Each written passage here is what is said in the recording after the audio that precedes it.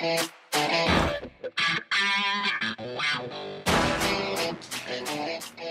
welcome back to this week's episode. This week I thought we'd finish up the Hot Wheels Racing 2012 set, the last of the subsets from that series, which was the Road Racer series. This comes with quite a backstory. The whole series was cancelled prior to the release of these cars in the US, but some of the cases got shipped to Canada and Brazil. So a lot of them started showing up online as being listed from these countries, and if you wanted to grab a set, those were the only two countries that you could import them from.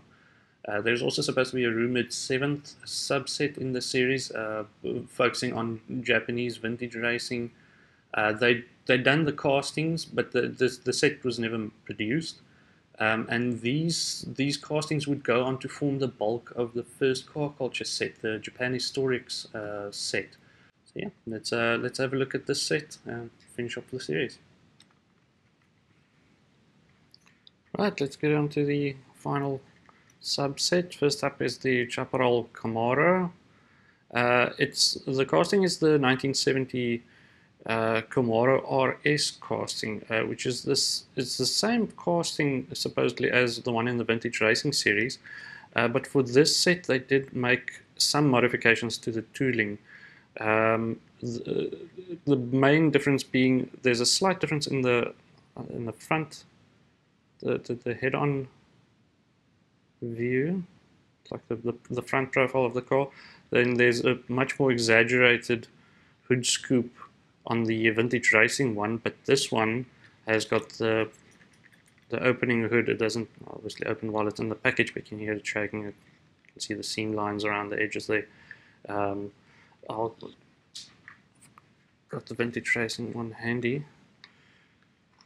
You can see it's got a much larger hood scoop, but it doesn't have an opening hood, one from the Vintage Racing series. But both castings, I don't know if you can see it. I don't think it's going to focus, but both of them 1970 Camaro RS castings. And for the rest, it's fairly similar. So this is quite a nice change for this set. Okay, then the James Garner's Copa Corvette. Copa meaning that most likely this was made to order. You could, if you had the money back then, you could submit your order, your custom order, straight to the factory, and they would customize your Corvette or any other Chevy for that matter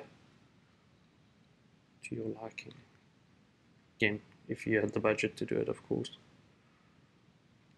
This one unfortunately has a cracked blister, so if any of you guys have got a spare carded one that you'd like to send me, you're more than welcome.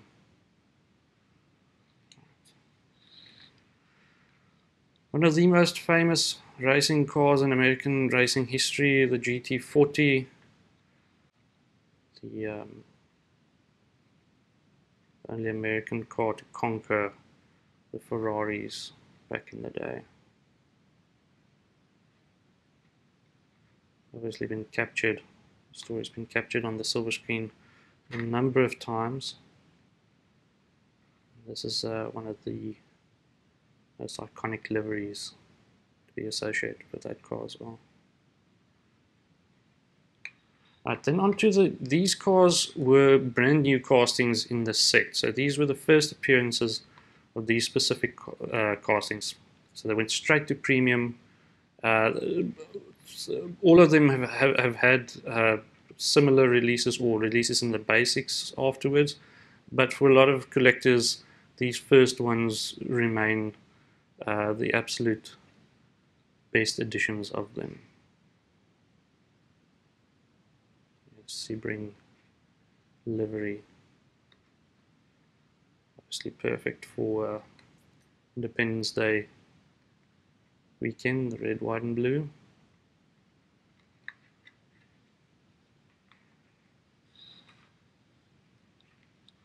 And then my personal favorite from the set, I'm a sucker for old Porsches, of course, so there's a bit of bias, but the 1978 Porsche 935-78.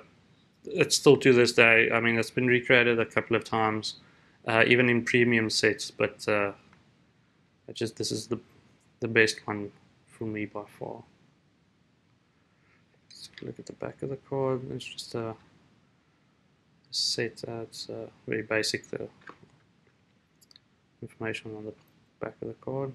See the sets.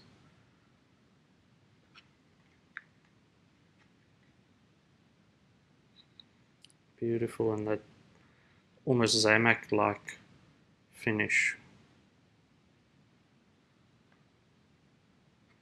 Very basic, but very sharp, detailed livery.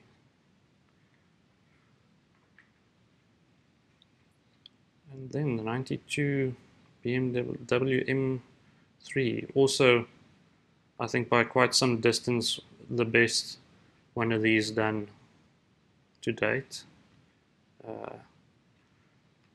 They can obviously still be challenged, but that old saying, they don't make them like they used to, really counts on these sets, the vintage racing set and this Hot Wheels racing series.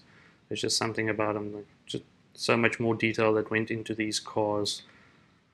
The wheels were perfect, the rims were perfect, the colorways that they picked.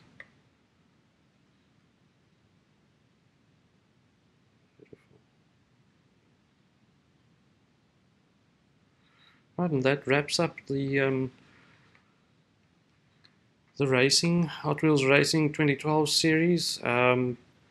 The other sets, subsets in this series, I didn't bother getting. They aren't really in my taste. There's the IndyCar series. The off-road one is not bad. There's the whole off-road set. There's the other one, the NHRA one. That also has one or two cars.